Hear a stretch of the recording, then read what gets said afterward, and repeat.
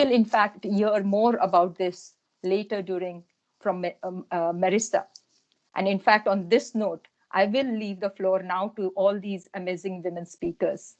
During this pandemic, the causes we have been all relentlessly advocating for have become more urgent than ever.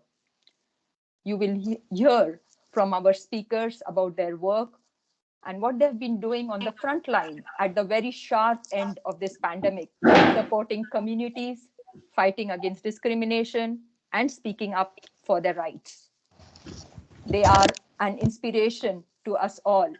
And welcome again to all of you for joining us today. Thank you.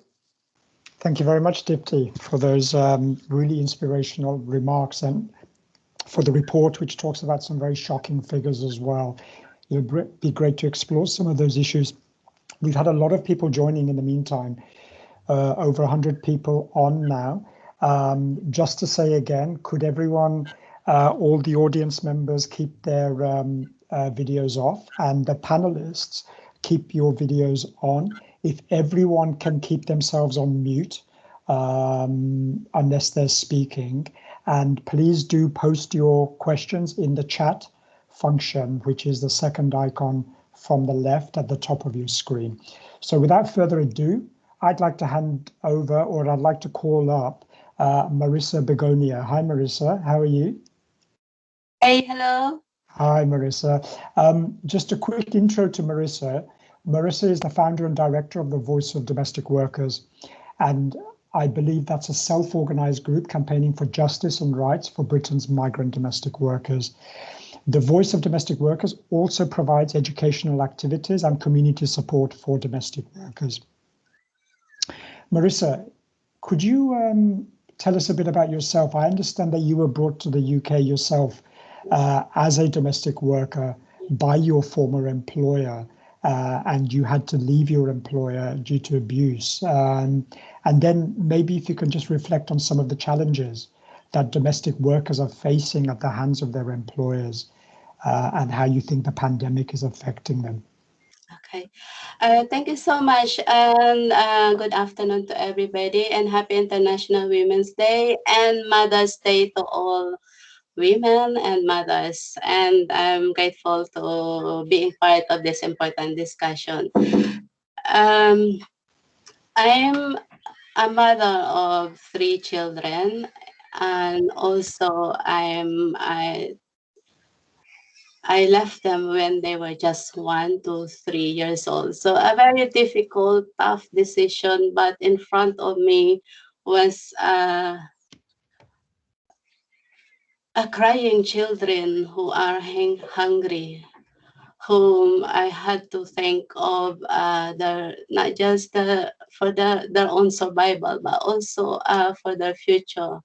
So as a mother, I couldn't close my eyes or ears to the reality of how important they are to me, but also for me to make that decision as a sacrifice, while also knowing that my children are also are also making sacrifice, because at that ages I very much needed a mother, but it's a matters of my children to survive life and hope that one day they will be have a good future. So I made that decision to work abroad. So I first worked in Singapore. It was hard. I couldn't even swallow a bread. But what kept me alive are my children. I could hear them crying all the time. I wanted to cry, but they say in the Chinese world, crying was bad luck. Yeah. So, but my salary that was not enough even. So I made decision to work abroad, and I had this very abusive employer whom I I terminated myself, even the fact that I didn't know yet what life waiting for me if I go home or not. But I made the decision to go home and try, because my children are growing and they needed a mother. But seeing them as well doing multiple job. I couldn't support them as much as I want, and I couldn't see them either. I left home; they were at school. I came come home. They were sleeping. So it's a kind of I'm there physically, but seems there's so much to worry about the future, about if they're sick. So actually, I made the decision to go back to the employer who actually abused me because I didn't have money at the time and my work permit was open.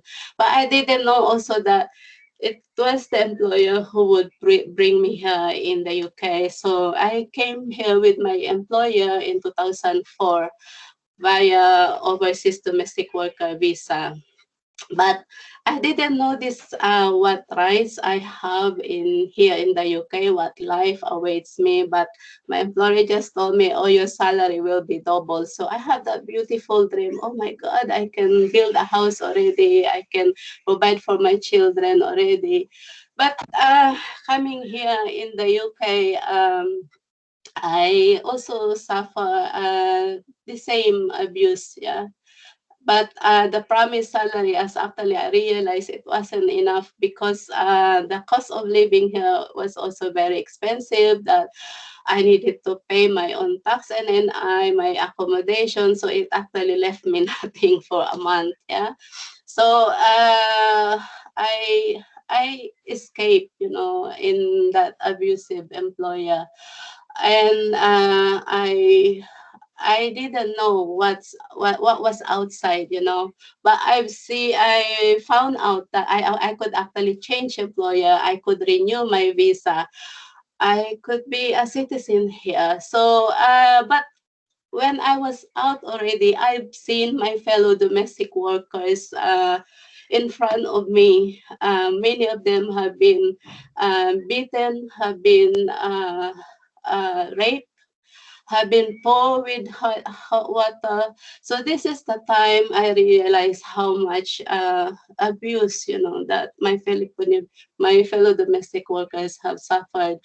And it also the beginning of the organizing of the voice of domestic workers. It was called Justice for Domestic Workers at that time in 2008 and was formally established in 2009. And we're quite fortunate because we're very fortunate. I would say that the Union has opened its doors. So it is a place where we always uh, together every Sunday. And but also I've seen, how important it is, to the education, because what really healed me, because being in a very abusive employer as well, what really healed me is seeing my fellow domestic.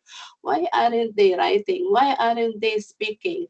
So the more I found out in helping them and supporting them, the more I realized on how much we needed each other. And that abuse that I've suffered is actually not is compared to them is still a bit better, because at least I could fight.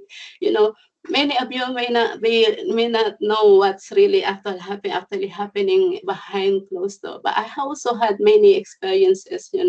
I had this employer who gave me reflexology from the very first day of my employment. And I know massaging the foot is not my part of my job, but I had to do it because I would be terminated. If I terminated, what will happen to my children? So I always have to put my children in front of me, but that also angered me because I just want to work so I could provide for my children. But I had to find a way where I could also save myself from this possible rape, because he called me in the room. And when I entered the room, my male employer was naked in bed.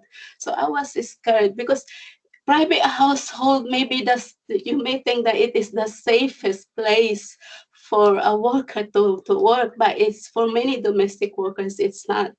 So I couldn't shout. I shout, even if I shout, nobody could hear me. Even if I jump out the window, because it was very high building, I will surely die. So what shall I do? So you know what, sir? I read in that massage book, this is the best massage. I was angry at the same time because how I was treated as sex object. So I karate helped him very hard. Get out, get out. They say it's very pain, get out. I say, you know what, sir? The more pain, the more good. Let's do it again. So and he let me out. And then so I ran. I still in the household. I'm still locked inside. There's no way out for them. So I went to the kitchen and put and get the knife, put all the bread knife in my bra, in my underwear, and I was holding two knives. So then he did apologize to me. I said, you always do this to my fellow domestic workers. I say, give me everything, I go. So and that alone, seeing my and that experience, maybe I have courage to fight, but not all fellow domestic workers could do that. So I've seen in front of me when I was here in London, my fellow domestic workers being raped, being beaten, being poured with hot water. My goodness, what century are we in now? Modern, and they renamed us slavery as modern slavery. Yeah, but they may be not locked and we could sue them everywhere, but actually they are being abused. So that's actually seeing my fellow domestic workers and able to do something for them had helped heal me as well, and slowly I realized on how much we need each other and how much we need other people, because it wasn't just me. There are so many other people who supported us, individuals and other organizations as well. So I think that's the main reason why I'm so passionate of this, on helping and supporting my fellow domestic workers. And I was really very sad and hurt and angry when the government removed that rights, that because I was the living evidence of that overseas domestic worker visa, with right to change employer, with right to renew the visa, with right to settlement, with right to British citizenship. I was able to rebuild my life. And not only that, I'm here, supporting and my fellow domestic workers, speaking everywhere, even an internationally, we have now the ILO Convention 189 on decent work on domestic workers, and I was the representative of that. The TUC and United Union sent me to United Nations in Geneva during the 2 years discussion of that, and it is there, and government and UK government refused to ratify that. And not only that, that to remove this basic rights and protection of migrant domestic workers as the most vulnerable group of workers is, where is the human rights here in the UK? We're very much left behind. We're not going forward, but we're moving backwards. Yeah. So, but of course, we are here to continue to lobby the government. And recently, our petition with the response of the government to that they are not going to reinstate these rights of migrant domestic workers. But we will not stop there. We will continue to lobby. But yeah, so that's my. Marissa, thank you so much. You've relaying just some of your experiences, even part of your story is just so shocking. But it's an experience, from what I hear, that is faced by domestic workers, and not just yourself. Your organization, Voices for Domestic Workers, how are they providing support for some of the women in your situation, and especially during the pandemic, when I understand the situation became worse? Yeah. So even before this pandemic, we, as I've told you, the migrant domestic worker are already especially vulnerable because of this lack of when government remove these rights the to renew the visa, right to settlement, right to British citizenship in 2012. So our campaign is to reinstate these rights, uh, and because of that, the government has reinstated the right to change employer within 6 months only. and not allowing them to renew their visa. So therefore, many of migrant domestic workers ended undocumented since 2012. So you imagine how many of them now are undocumented.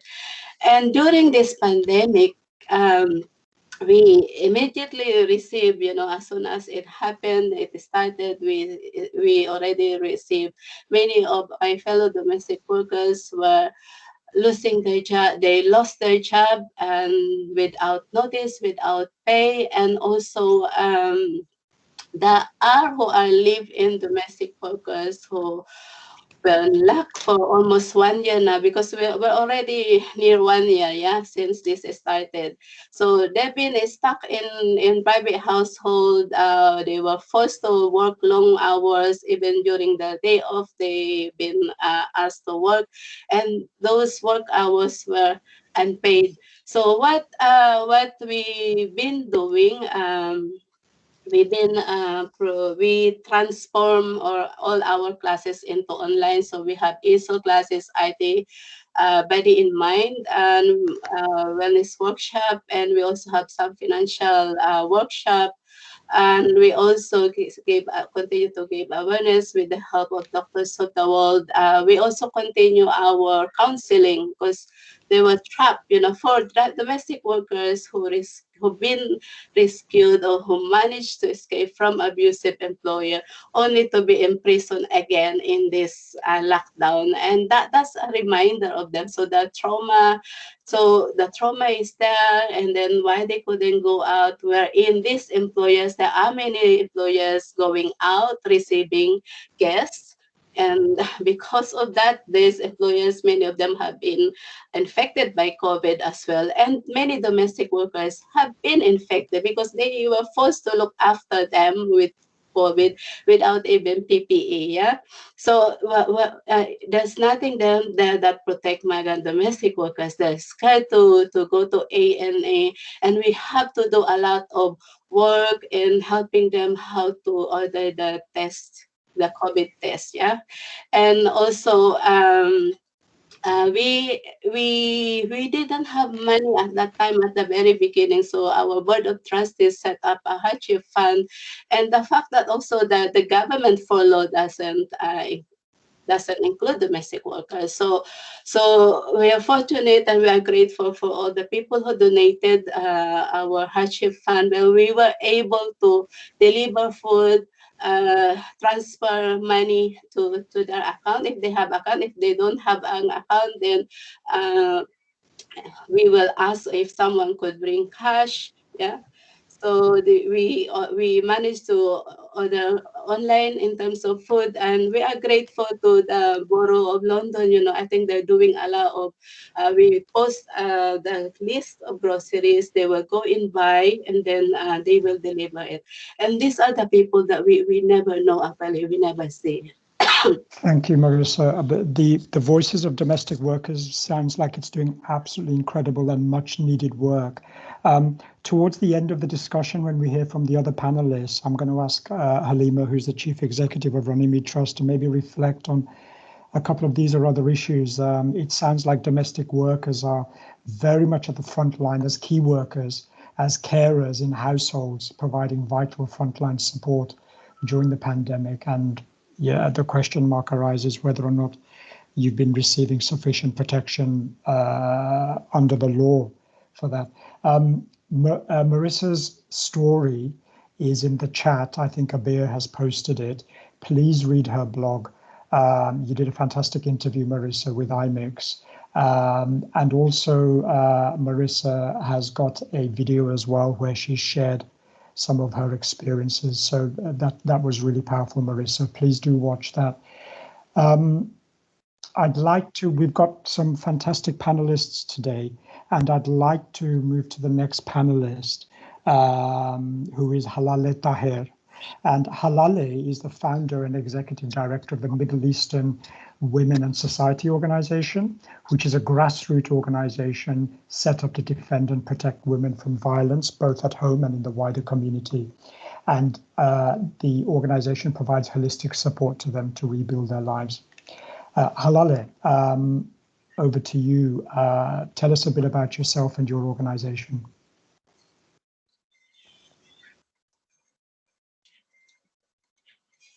Halale, we can't hear you. You're on mute. Yes. Oh, I'm sorry. Okay. Hello, everybody, and I congratulate all of you for International Women's Day.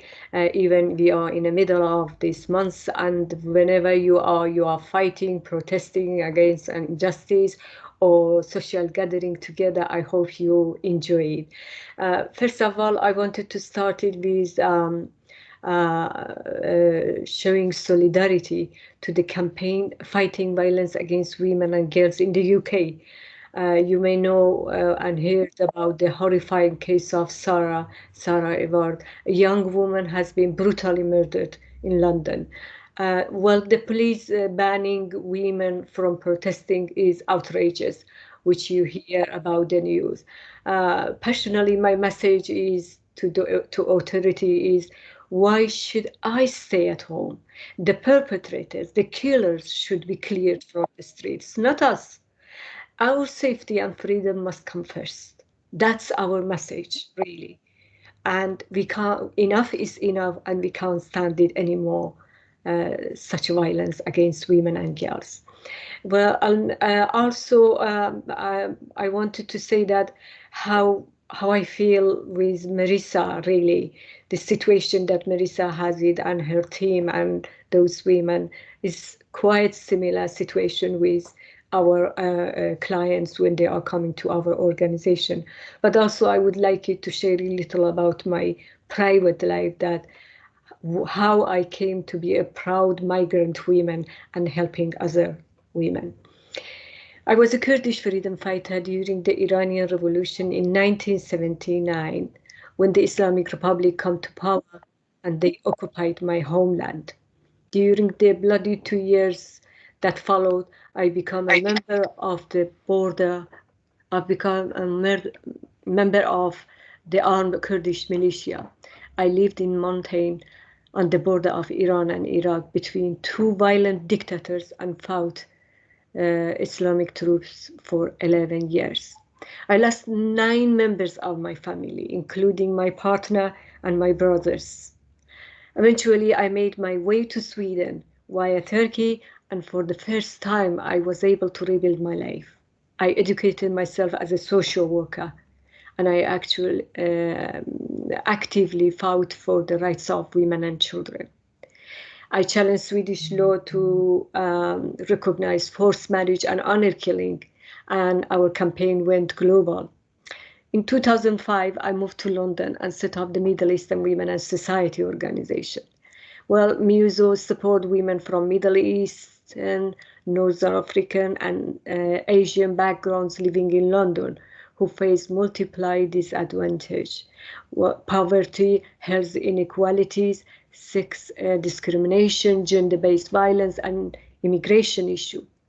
We have 4 campaigns challenging the government to speak up for migrant women in the first place, a ban on virginity tests, a ban on polygamy, supporting the rights of LGBTQ+ women, and we are fighting to get migrant women included in the domestic abuse bill currently going through the parliament. Thousands of migrant women stay in violence relationship year after year, suffering severe mental health issues or being killed. They left their homelands to escape terror and violence, only to get trapped living with violent partners in Britain again. They have nowhere else to go, and if they find the courage to speak up about that, they fear they will be deported. So deportation is the first barrier for those women to speak up about their violence. COVID-19 has had a massive impact on the lives of migrant women. When they currently find it virtually impossible to access protection when experiencing domestic violence. There has been an enormous increase in the number of homeless women and children, and is still growing. Police, social services, refugees, their responses are so slow and so little. Denying support to those migrant women who do not have proper immigration status was their answer for everything, leaving these women with nothing and no help. The domestic abuse bill came out of many years of campaigning by women's organizations that women probably be protected when they find themselves in violence relationship. But the bill doesn't protect the most vulnerable in society, which is migrant women. The bill recently passed through the House of Commons, which with no consideration for the trap migrant women find themselves in. Instead, what we see today in our society is we are living to get the two-tier system, protection for most women in violent relationship, but no protection for migrant women.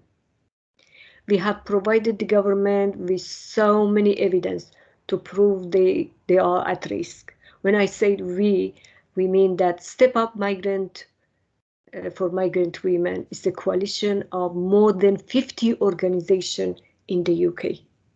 It's a fight for more than 5 years that we are struggling with the government regarding domestic abuse bill.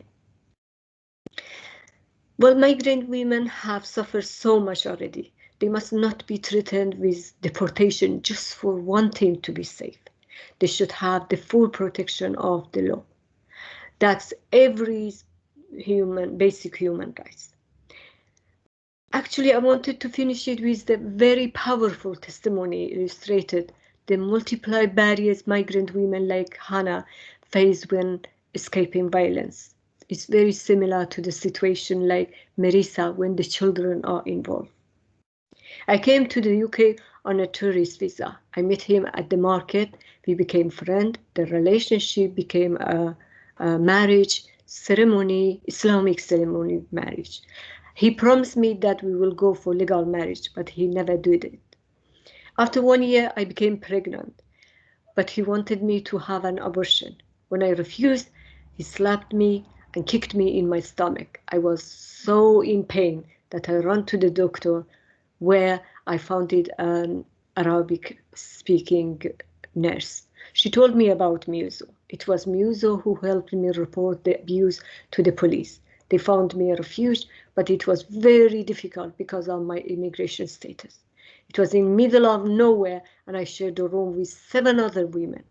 I had morning sickness, but the staff running the refuge made me work until I fainted.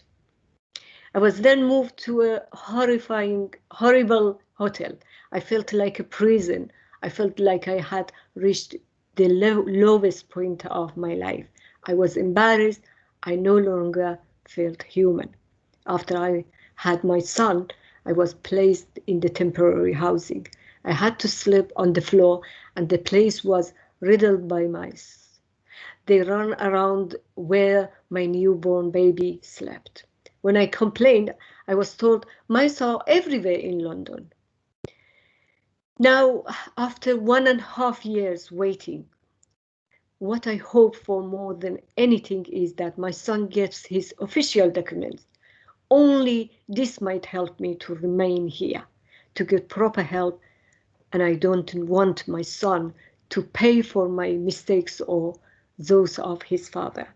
This is one of the cases just we have been dealing. The cases are so many, but the support is so little. The only thing that we can hope that in solidarity with other organizations, we all help each other. Thank you so much. Halale, thank you so much for not only sharing your own personal experiences, both before coming to the UK and Sweden and also when you arrived here, and how you had to fight to get your immigration status, and also about your organization. And just to remind everyone, it's the Middle Eastern Women in Society organization. I understand you have a couple of offices in London and you're providing some very valuable advice. And also the Step Up for Women coalition that you mentioned. I've also posted that that coalition has done a really great 1-minute YouTube video, which is a powerful one. And I think with the domestic violence bill that's going through Parliament at the moment, Halale, you'd like to see some changes taking place in that. Is that correct? You'd like to see migrant women included in that bill? Definitely. What is the problem with the domestic violence bill? They put in migrant women in a pilot project, which it's very, very unfair because migrant women for years suffering in this country. They have enough evidence of everything, of all the stages of migrant women.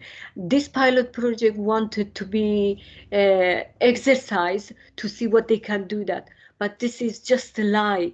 They have enough experience to put it. The problem is that the government doesn't want it to take responsibility for migrant women. And our fight is that they are human beings in this country. They should be treated as equal as any other citizen. Well, I hope your campaign is successful and gets a lot of support. Just to remind the audience, thank you very much for joining us. We have 5 extremely powerful women who have stories to tell and experiences to tell about their work as well. And we could devote a 1-hour panel discussion to each of you, I feel. And I am going to move on now to Lorraine. Before I move on to Lorraine, please continue to post any questions you'd like to the panelists in the chat, and we can reflect on those. I know that we're going to go over the 1 hour that was allocated. I knew that would be the problem, but I think these stories are so important that it's important that we hear them.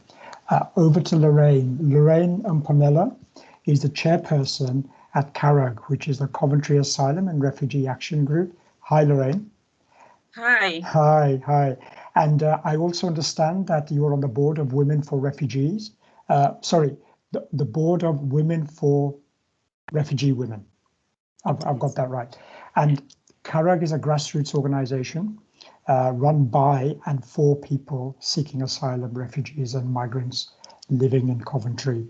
I'm going to shut up there and I'm going to hand over to you, Lorraine. Tell us a bit about yourself. I understand you're originally from Malawi. Yeah, thank you. And hello, everyone from Coventry. Yeah, I'm Lorraine. I'm originally from Malawi. I've been in this country from 2008, actually, but I've been an asylum seeker for the past 6 years. So my asylum case was refused in 2017, but I still live here, and this country is my home now because I've been here 12 years plus. Yes, I'm a member and current chairperson for Coventry Asylum and Refugee Action Group, in short, CALAG. CALAG is a group made up of asylum seekers, refugees, as well as migrants living in the West Midlands. So CALAG exists mainly for 3 reasons. We seek to empower our members to have a voice, that is to make the invisible visible, if you like. We act as a resource for members, such as information sharing, access to computers, and signposting people to get the services that are needed. We also offer peer-to-peer support, such as escorting one another, for example, to go to home office reporting or registration with the GPs, or just making friendships. We also face a lot of challenges, just like the previous speakers have highlighted. So homelessness is one of the major issue in our group, in our community. So we have members who are rough sleepers, people who are sofa surfing, and in many different situations. Every day you have to worry about where you are going to sleep or where you are going to get the food.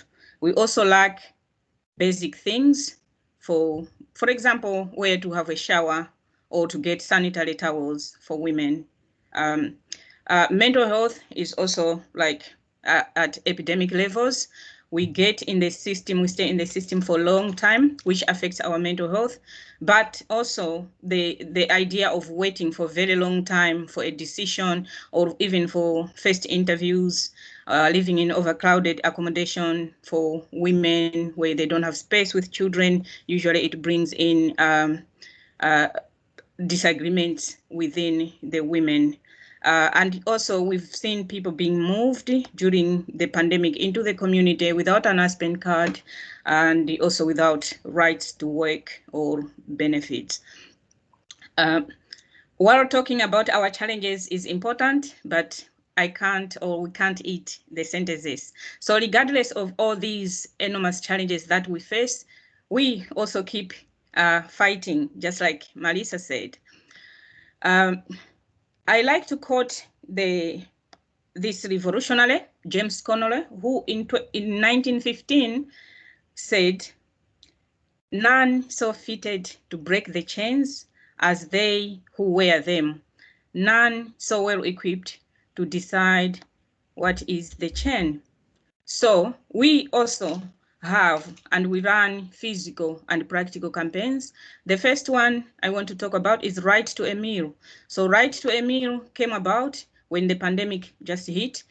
Some people didn't have access to food, so we had to start the project with the help of the local volunteers as well as local partners, and that project is ongoing. The second project is Right to a Home. During the pandemic, some people were still made homeless, people who were not transitioned into home office support for one or other reasons. So we already had the Right to a Home project, as you know, we're at the beginning of it, doing a research around it, how we can set up a home as refugees and migrants living in Coventry. But because of the pandemic and because there was a threat of homelessness in the middle of the pandemic, we fast tracked the project, and I can happily tell you that we now have a house that Karag rents, which is a 5-bed house. It's just the starting, but we hope to work more around housing issues in Coventry because it's a big issue. And 2020 has been our busiest year ever because of a lot of issues. So we also hold like weekly meetings over the Zoom to tackle isolation. And for people to join, they'll need phone credit. So we've had like destitution grants to help people with things like that. But we still have digital illiteracy as a challenge. Not everyone knows how to use email, how to use Zoom, how to use all of that. So it's something that we are also struggling with. We've also been raising awareness of our struggles by speaking up in events like this one, writing articles and performances, poetry, and things like that. So what needs to be done? Because the challenges are many, and yeah, we need things to change. I have seen there are a lot of, like, for example, individual campaigns like Lift the Ban, or the latest one, Vaccine for All, for example. They are all very vital campaigns, but we also need campaigns that aim at to change the system that breeds these problems, the lack of not allowing people to work or not having access to healthy care or vaccine. So we, as CALAG, we are part of what is called the Fair Immigration Reform Movement Charter. I'll put the link in the chat at some point, which aims at dismantling hostile environment. If you haven't signed up to the film charter, I'll ask you to please sign up for it, because we've been involved in it from many years back, like in 2018, working at the charter to see how a better immigration system looks like. I'm also in the leadership of the Status Now for All campaign, which has emerged in response to the COVID-19. And let us be clear on this one. There is no comprehensive public health approach to COVID-19 without securing the status of people who are undocumented, people who are still in the system, and those failed by the system. We all need equity to access to health, housing, and food. And as a starting point, that means everyone having equal immigration status, which is why we are calling for indefinite leave to remain for everyone. I'll stop here. Thank you. Lorraine, thank you so much. And some of the hidden chains that you talk about, right to having a meal, right to proper healthcare, mental healthcare, physical healthcare, the right to a home. These are all powerful. And then you talk about the system itself. And, 6 years as an asylum seeker waiting for status is such a long time to be in, in limbo. But it's not atypical. It's a typical experience that's faced by many. And thank you very much for raising the issues. Just to say that Lorraine has given a really inspiring interview to IMIX, and I don't know, Abir, whether you could, I think you've already posted it, right, in the chat. Please have a look at that. And there's, Lorraine, please do share the Fair Immigration Reform Charter as well, the link for that. I know that a number of NGOs are very supportive of that.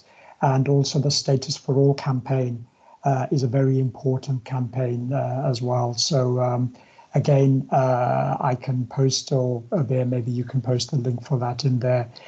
Lorraine, we'd love to come back to you for questions towards the end. I'd like to hand over now to an incredibly powerful and inspiring young woman, Nada Al-Adhal, who's a human rights activist with a list of achievements that's longer than anyone who could live for a couple of centuries. Originally from Yemen, her campaigning has managed to influence the Yemeni constitution, and actually I think the campaigning has managed to influence the passing of a law criminalizing the marriage of minors under the age of 18. Nada, I think your achievements are driven by your own personal experiences. Tell us a bit more about that if you would wish to. Yeah, thank you so much for inviting me today. And happy International Women Day for every woman, and for this word, because woman is half of our community and she's raising the other half of the community. So she's the point of developing the next generation. I was almost to be a victim of child marriage. My family tried to marry me to other guy when I was only 11, but I managed to run away. I lost my sister who was 13 and my aunt, she was 14. They committed suicide. My aunt, she died just because of child marriage, and my sister, she was almost to die, but then she's still alive, and we could like save her life. So I managed and I ran away. I refused to be married at that age. So after that, I turned, everything happened to me. I even was kidnapped by Al Qaeda in Yemen just because I refused to be a wife at the age of 11. After that, I managed to turn this into strength and fight for women's rights, try to spread awareness about child marriage, because child marriage is actually a global problem. And I believe so that every country is suffering from child marriage. The difference is the percentage or the numbers in each country. So like while, for example, these days, we often talk about the emergence of the COVID-19 pandemic and struggling global economy. What many are not discussing is the advent of another sinister pandemic. Evidence is showing an alarming increase in all forms of gender-based violence during these times. For example, an economic shutdown and stay-at-home orders become our new normal. So, an unspoken and damaging effects of the pandemic is a spike in child marriages globally. In fact, the COVID-19 pandemic is estimated to disrupt the efforts made so far to end child marriage. So, and to result in 13 million more girls forced into early marriages between 2020 and 2030. So, evidence of an increase in child marriages is already emerging from places such as Ethiopia, Kenya, Malawi, and Nepal, and Yemen as well. So for before the pandemic, India, which accounted for 1 in 3 child marriages globally, had become a world leader in working to reduce child marriage through education and awareness. But a harsh, long lockdown left millions of daily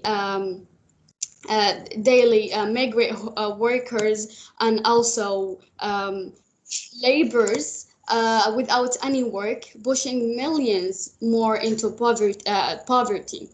So India's economy contracted by almost 24% last quarter, and schools remain closed across the country. At tens of thousands of new COVID-19 cases continue to be recorded daily. So millions of families have been forced to consider child marriage to alleviate poverty.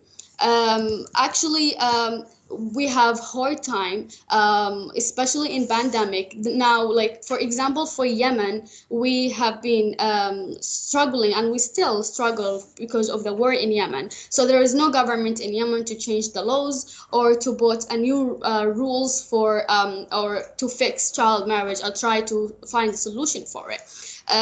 With pandemic, it made it worse. What the only thing I think we can do for me as activists in women rights is spreading awareness through social media. So I already like felt that, and I worked on it as well.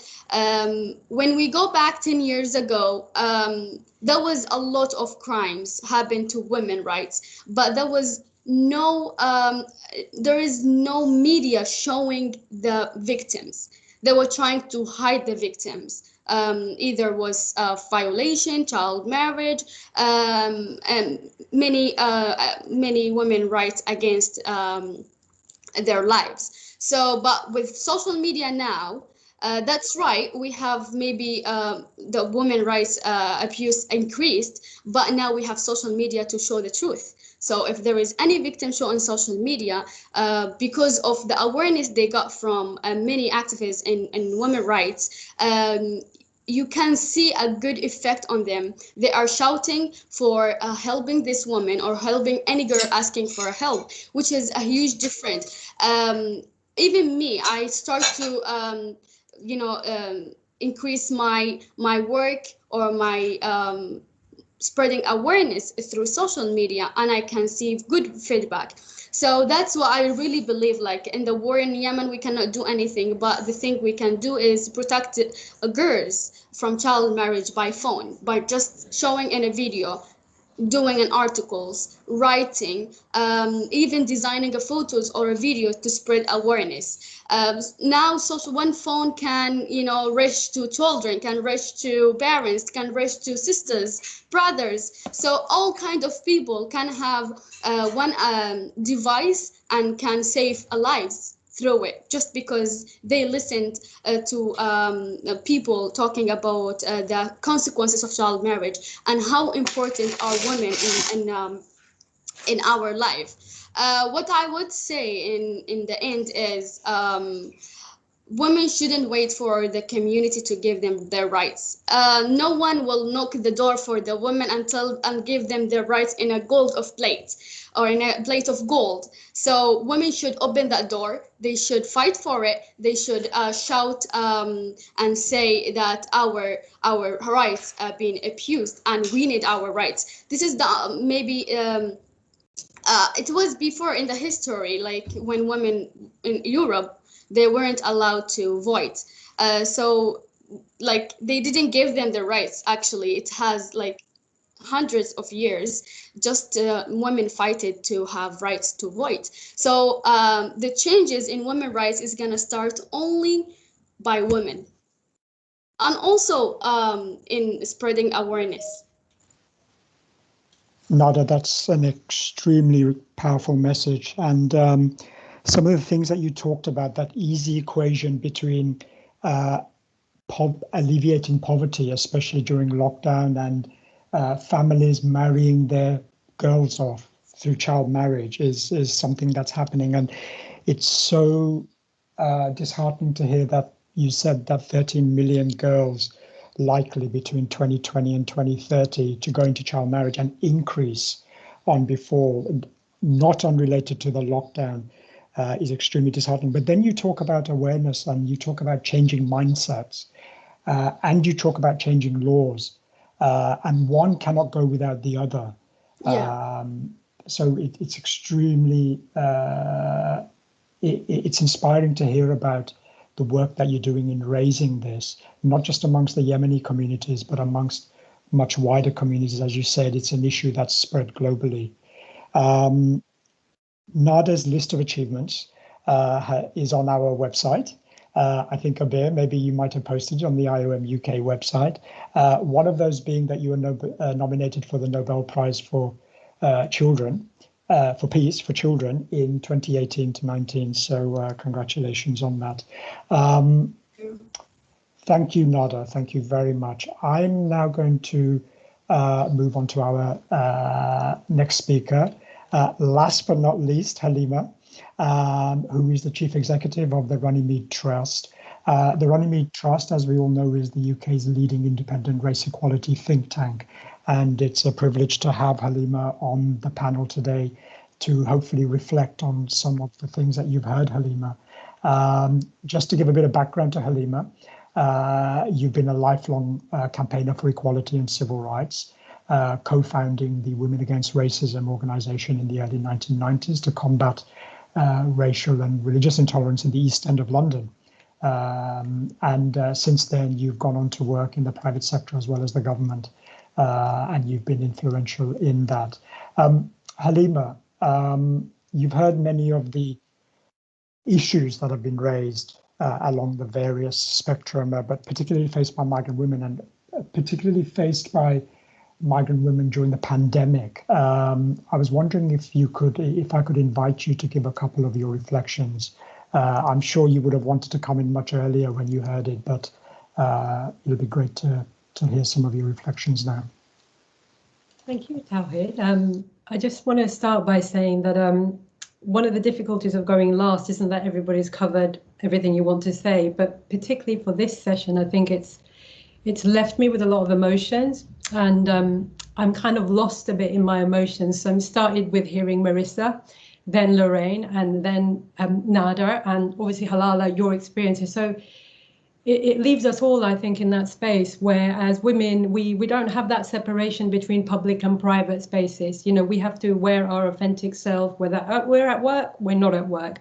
So I'm feeling a little bit of that feminist drive around what it is that makes us our authentic selves, and hearing you all just makes me so inspired to kind of join you on what it is that you have been leading, not just as separate campaigns, but you're trying to build a movement. Lorraine, it was so interesting to hear you say that, yes, these campaigns by themselves are very powerful, but let's think about that system that's bleeding at the moment. And it's that where I want to come back to, because it's that system, it's a system that leaves women, migrant women, precarious. It's the system that allows every next generation of migrant women or domestic workers to get more precarious, live more dangerously, be exploited, and so on. And it's a system that keeps replenishing, right? So that's what I want to focus on a little bit.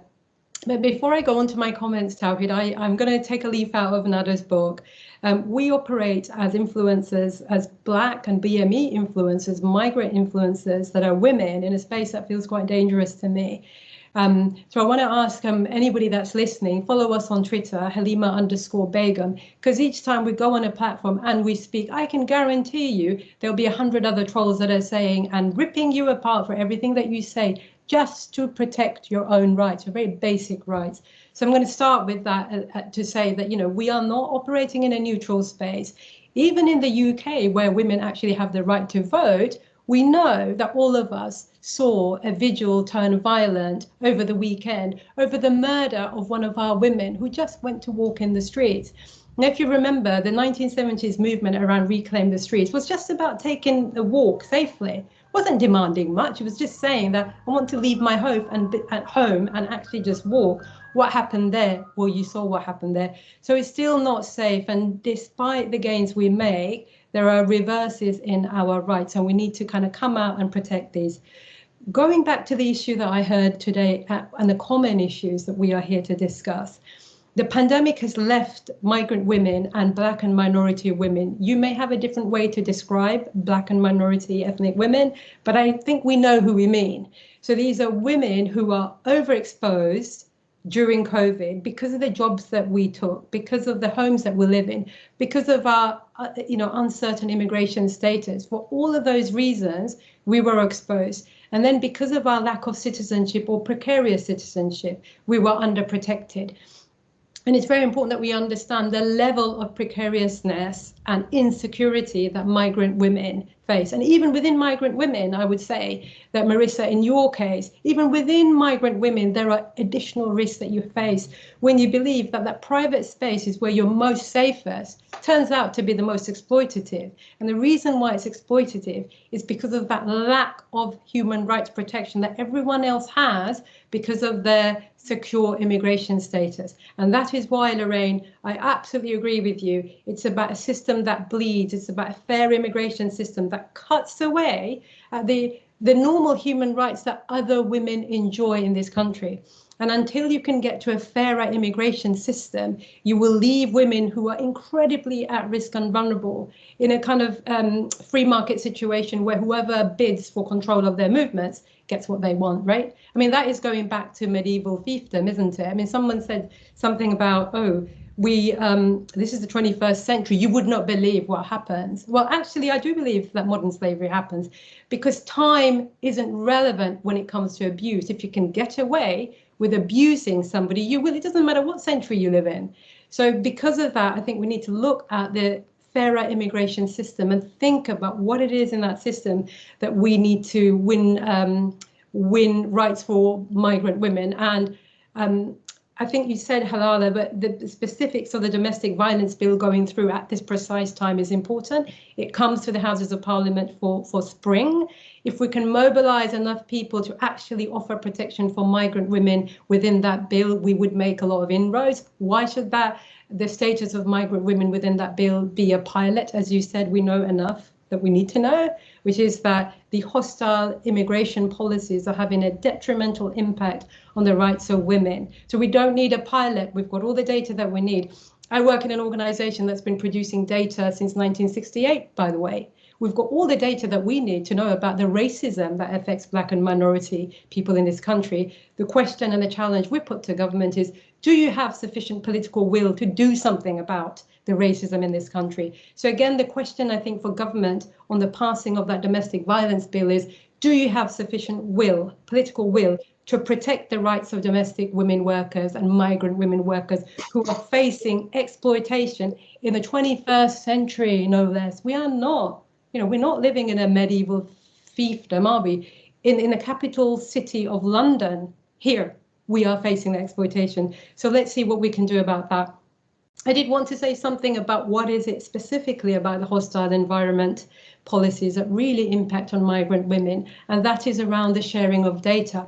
So as soon as you have to share data, it basically means that if you want to ask for protection, it means that you're not going to come forward because you're afraid about somebody revoking your immigration status.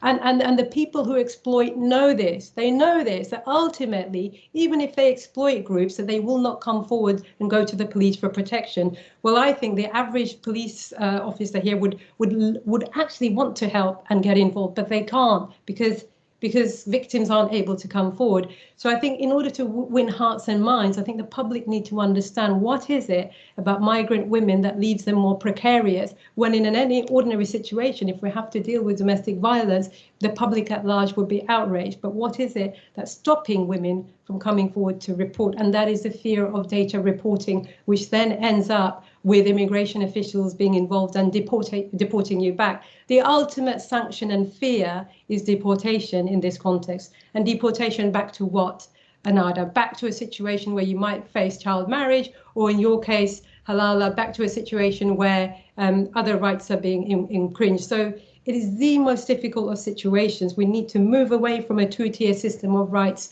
that are ultimately bound up with our right to belong and citizenship. And I don't think any modern inclusive country like the UK should tolerate that. So we need to kind of, unravel all of that, and I hope that we can. As BME women, migrant women, during this pandemic, not only do we face racism at the coalface, we face the kind of barriers around unpaid care that basically leave us exhausted. But more than white women who are also facing unpaid care, we face racism, we face xenophobia, we face all sorts. Where does that leave us, the scarring mental effects of what racism does to you and all of that. So really we need to think about building back a caring economy that looks after, that nurtures us. A lot of my colleagues talk about building back differently, but thinking about a nurturing state. Now that nurturing state will think about protecting, caring women, understanding the value of unpaid care, understanding the punishing effects of exploitation. So these are all some of the thoughts that I had, Tawhid. It's not, I didn't come up with any, separate thoughts. I really wanted to hear your experience and your voices. And what I come away with is the blind spots in the system that we need to get to.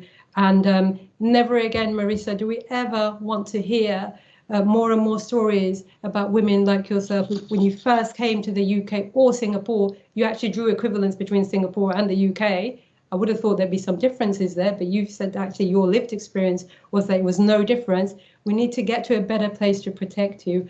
I myself came as a migrant child of a migrant economic worker to the UK about 40 years ago. I had a particular health challenge in that my eye was infected so badly with typhoid that we had no access to medical treatment in Bangladesh, in rural Bangladesh. When we came to the UK, because my father couldn't show documentation for me, I didn't get treatment immediately. So going back, even myself, I had that experience of being a migrant that couldn't get access to treatment because my father couldn't show the right documentation. I lost eyesight in my left eye, by the way, because it went on for so long. So this is the real scarring long-term effects of how we treat people. But my God, I do believe that we live in a country that can really, really build back better. And I hope that we can build back better. Halima, I've got to say that you've effectively summed up a lot of, if not everything, that has been raised in terms of the issues, and reflected on it in every action has an effect, as you've said, with your own personal story. And just reflecting on a couple of things that you've said, modern slavery in the 21st century. Fighting modern slavery is a government priority of the UK. However, you can see and you can hear today alone just how people are driven into that modern slavery, where they lose their choice and where they're not protected by the law. And that then equates with the hostile environment, which has been in the news quite prominently over the last year or two with the Windrush generation. But this hostile environment is still continuing. And that data firewall that you talk about, that ability to be able to go to someone in confidence for help, whether it's the hospital, whether it's a police station, whether it's another government authority, just to say, okay, I'm coming to you, but I don't want to fear deportation, is very important. And that came up in the Global Compact for Migration, something that the IOM is a custodian of in the discussions. And it is actually part of the recommendations of the Global Compact that there should be a distinct firewall between these various issues, so that people who are vulnerable and have an irregular migrant status can seek help as necessary. And you also talked about system change as well, and we heard from all the panelists before you about how they are all not just involved in the work that they're doing, helping people on a day-to-day basis, but the wider lobbying action, the wider awareness raising.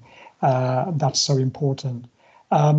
I've also noticed from the chats that rather than having lots of questions, we've had just so much admiration and praise and recognition for the panelists. So I'd really like to, give a virtual round of applause to you, and thank you so much for sharing your experiences and the work that you're doing. And I know that we're going on to 4:15 and we've stepped over our time, but I would like to give a final word to our colleagues, the panelists, if you're still on, and if you'd like to say something in conclusion. Marisa, are you still there? Yes. Please, Hi. go ahead, Marissa. Just maybe a bit about the vaccine for all, which is the government is very proud. But actually, we've been helping our members to make sure that they are vaccinated because of they've been many of them who've been infected in the workplaces by COVID-19. So we help them how they book vaccine. We try to also help them that they have GP because I think without the GP they couldn't register. But it's been really difficult because many of them have no passport, have no proof of address, and we need Dr. Sobdawal's support for that. And we're very grateful to Dr. Sobdawal. However, I booked mine and I had my vaccine last week and the first dose. And when I enter, they asked me about letter from employer. I say it doesn't say in the letter that I have to bring letter of employer. So and then the next one is the vaccine where I sat down. They asked me of ID. I say it doesn't say in the letter and I don't have my passport. Do I have really to glue my British passport here? Yeah, to so they won't to recognize me. It's just it gave me no it's so good that I witnessed this myself, so I could kind of go back to my fellow domestic workers, to all our members. But also I've been speaking out about this with Migrant Organized to let everybody aware that this is actually happening. Yeah, and also with the the employers of domestic workers are very rich. They could afford to pay this vaccine. So it shouldn't be that way. So otherwise we will be it will be those who couldn't afford to pay. What's going to happen? And then there's a vaccine for all. Why they ask for ID? Why they ask for passport? Why they ask for employer letter? Well, what evidence they need? Yeah, so just to let everybody aware of that. And I think we have to really continue organizing ourselves, empowering ourselves. Women, please step forward. If you step forward, if you speak out, many will listen to you. Many will be there for us, and we all need each other. But it is really important that we are in the front line of the campaign of our rights. I think for migrant domestic workers, as the voice of domestic workers, we empower them to be the voice of their own rights, and they are in the forefront of our campaigning to reinstate the right to change employer, right to renew the visa, right to settlement, and right to citizenship. What others have, right? Others, all the rights of others, migrant domestic workers also deserve those rights. Especially, imagine how many families are in a home during the children, the parents are all at home, and there is one domestic worker working round the clock, and that has to be recognized.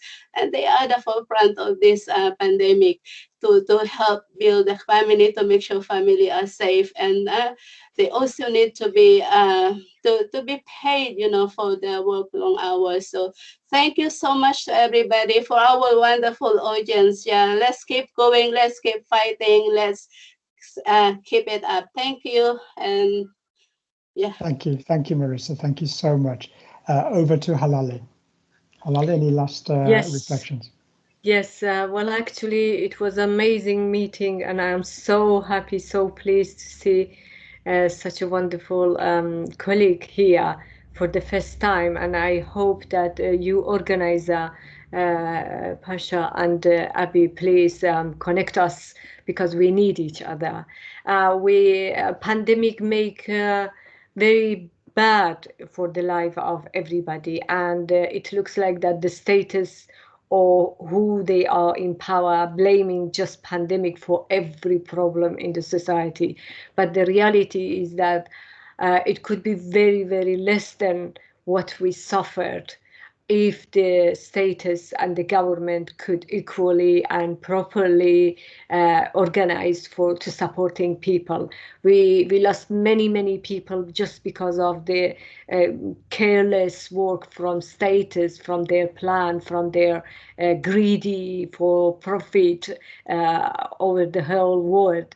But unfortunately, that's the situation. But what pandemic left it to us is the solidarity, actually from the grassroots, from the bottom, people starting solidarity with each other, doing campaign. Many movements have been Black Lives Matters moved up very quickly, other campaign as well starting. So it's the time because of this solidarity and then this global connection that we have, we can all help each other's campaign. And by campaigning, we can protest and make it our voices more heard by the decision makers, by politicians, by authorized people in the state. And also I wanted to say that we have many other campaigns, but recently virginity test ban is one of the actual, and we have a big conference on end of April. I would love to take this opportunity to invite everybody, because we needed to change the attitude of the community. Like Nada said, we must start it, we women, and then we want to really starting to change the attitude of the community. There is a lot in the community that affect our young children, affect women, and then the only people who can change such a situation, it's us. So thank you so much. I hope that in other approach of the campaigning and protesting and fighting for equality, fighting for freedom, fighting for a better life for everybody, especially for women, we meet each other again. Thank you. Thank you so much, Halale. Lorraine, over to you. Thank you. I agree with you, Halale. We need to work together. I like this year's theme for Refugee Week, which says we cannot walk alone. Yes, we need everyone. Please join us so that we can win together. Thank you. Thank you so much, Lorraine. And over to Nada. I enjoyed very much the event today, and it was a pleasure for me to be with you guys and for seeing a great woman. It's inspiring me a lot to not accept any abuse against my rights or another girl's rights, and to be as strong as you. So thank you so much for inviting me, and I really enjoy it. Thank you. Thank you very much, Nada. And I'd just like to say that, again, just echoing what everyone said, incredibly inspiring to hear from all of you and the work that you're doing. And I wish you all the success with that in the future. And certainly, yes, we will. I think it's important that we do connect with each other. And if our office can help facilitate those connections, we'd be more than happy to do so. And I don't think, and I'm quickly going to wrap up here because it's 4:20. I couldn't conclude the event without saying thank you to Abir, who's our communications officer, who really pulled everyone together, organized the event, got the speakers in. You've got lots of round of applause virtually, Abir. So thank you very much to everyone. Thank you so much. Thank you. Thank you, everyone. Thank you, everyone. Bye. Stay Bye. safe. Thank you for our host. Thank you so much. Thank you. Thank you for having us. Thank you. Bye. Thank you, everyone.